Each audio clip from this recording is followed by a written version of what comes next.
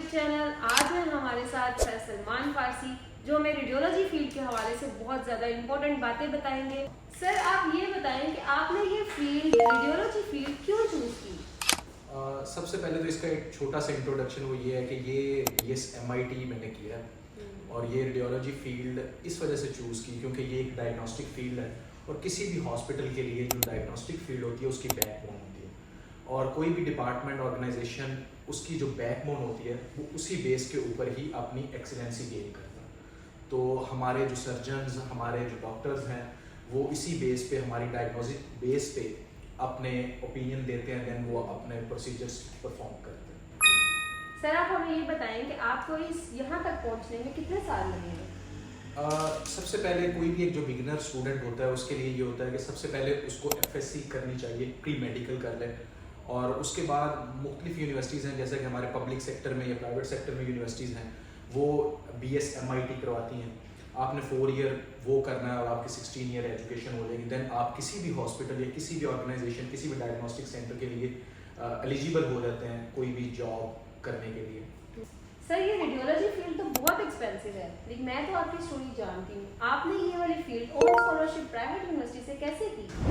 सबसे पहले ना हमें छोटी सी बात है वो समझने की ज़रूरत है कि हमें किसी भी फील्ड को चूज़ करने से पहले उसके जो लीस्ट आखिरी जो उसके लास्ट एक्सपेक्ट होते हैं ना, वो सबसे पहले हमें पता होना चाहिए कि एंड मेरा क्या होगा। ठीक है, एंड इस फील्ड में जो एंड है वो ये है कि आपको स्किलफुल, ये फील्ड आपको स्किलफुल बनाती है और जितनी ज़्यादा आपके पास स्किल्स होंगी उतना ही ज़्यादा आप सक्सेसफुल होंगे, कामयाबी की तरफ जाएंगे। अच्छा, ये आपने मुझसे क्वेश्चन किया, ये फील्ड काफ़ी एक्सपेंसिव है, तो मैं इसका आंसर आपको करूँगा। वाकई ये फील्ड काफ़ी एक्सपेंसिव है। इसमें ये है कि आप विद इन डिग्री आपके एक्सपेंस काफ़ी लग जाते हैं और डिग्री के बाद भी आपके एक्सपेंसेस लगने होते हैं क्योंकि अगर आपने अपना डायग्नोस्टिक सेंटर या कोई भी चीज़ रन करनी है तो उसके लिए आपके एक्सपेंसेस चाहिए। ठीक है, तो आपने जो एक स्पेसिफिक क्वेश्चन किया है कि विद इन डिग्री और मेरी स्टोरी के बारे में आपने पूछा है, वो ये है कि आपके अंदर एक डिटर्मिनेशन होनी चाहिए किसी भी जगह पे पहुंचने के लिए। तो वो ये है कि आपने अपने साथ कमिटेड रहना है।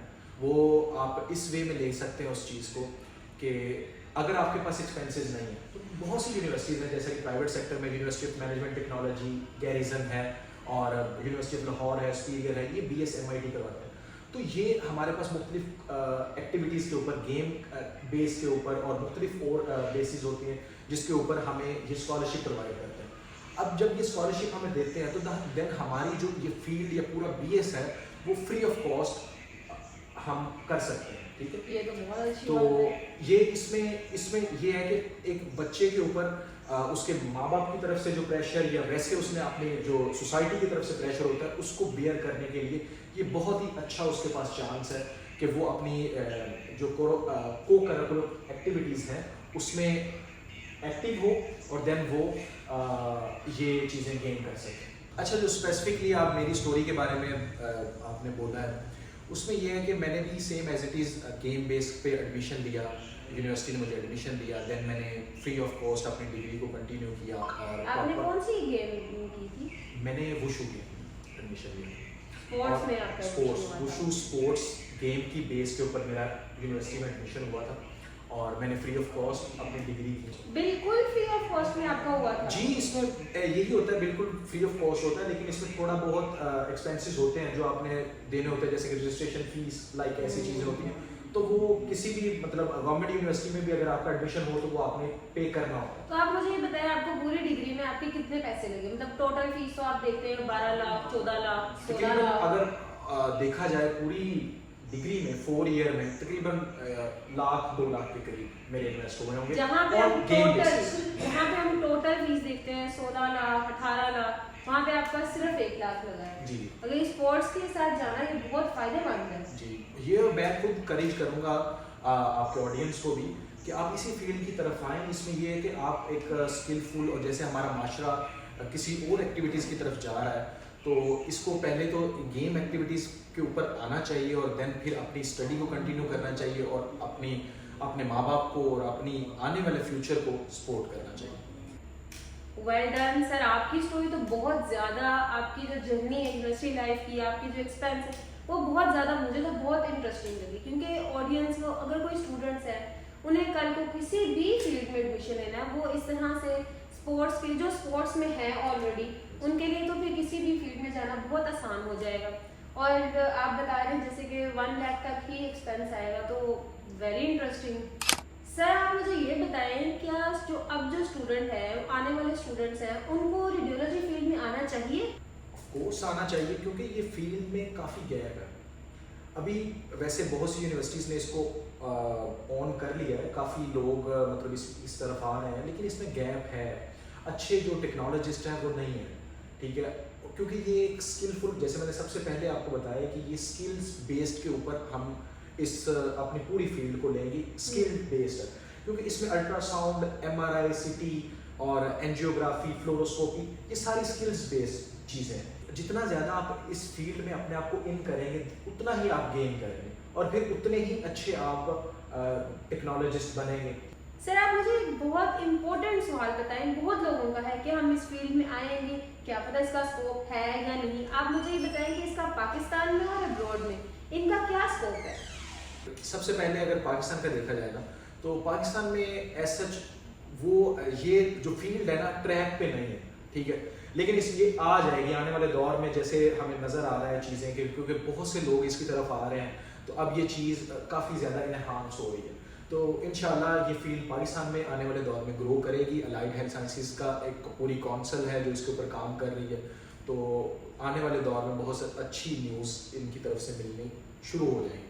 और देन AI का भी तो इतना ज़्यादा रोल है इसके अंदर। जी ऑफ कोर्स, वो अब यही है ना, जनरेशंस के ऊपर है। जितनी ज़्यादा टेक्नोलॉजी हम बाहर से पाकिस्तान में डन करेंगे, उसी लिहाज से हमारे जो टेक्नोलॉजिस्ट हैं या फिर इसी फील्ड में, डायग्नोस्टिक फील्ड में काम कर रहे हैं, तो उनके लिए वो हेल्पफुल होगी।